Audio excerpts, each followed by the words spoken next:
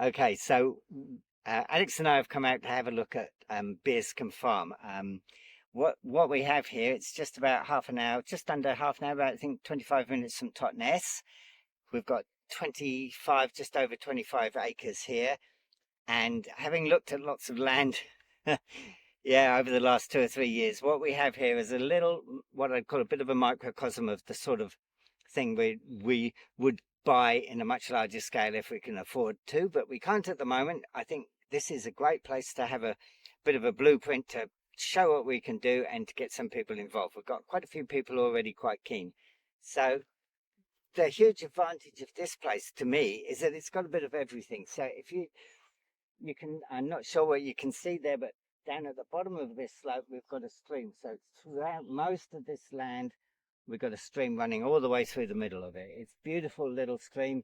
It's sizable enough to have 1 or 2 trout in it, possibly. It's certainly going to be running all year.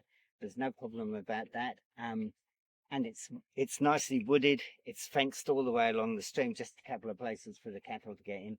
So it's a real great ecosystem enhancement that will produce so much. It's wonderful. Yeah, what would it look like when it's been rewilded? I mean, can you sort of describe what's in your imagination? And here, all these slopes are just basically grass. It's not over fertile. You can see it's not over fertile because you can see all the cowpea patches showing that the land hasn't had loads of urea on it and that sort of thing. So it's not over fertile, which is good. So wildflowers will come back in here fairly easily. We won't have to do a whole load of work to lower the fertility. But basically, it's up to everybody who gets involved how it's rewilded. We're not a hierarchical organisation who's going to say, right, you want to volunteer, you plant 20 trees here, you plant 20 trees there, in a line. We all come together. We're very lucky to have Ash Brown as our rewilding consultant, and she will sit and work with everybody. She's not going to say this is how we're going to do it. She will advise, people will come to conclusions, and everyone will sit there, everyone's voices be heard, and then it will be decided. We may be planting quite a lot of trees here. We may decide not to plant a lot of trees here. It's up to the people who are investing in this land how it's going to be done. Yeah.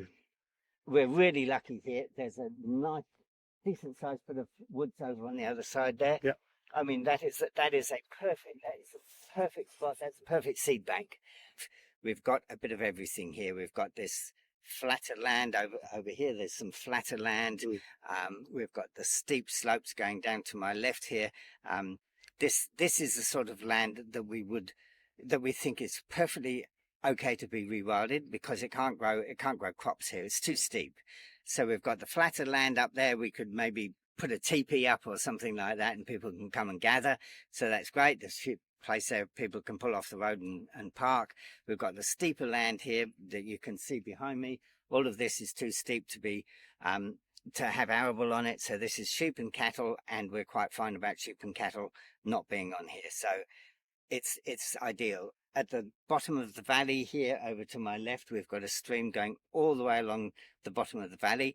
It's a beautiful little stream. It's going to have a few trout in there, I'm sure.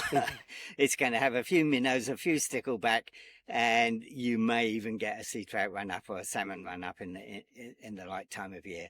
So it's perfect. The stream has been fenced off, I'd say, at least 20 years, looking at the size of the trees along it.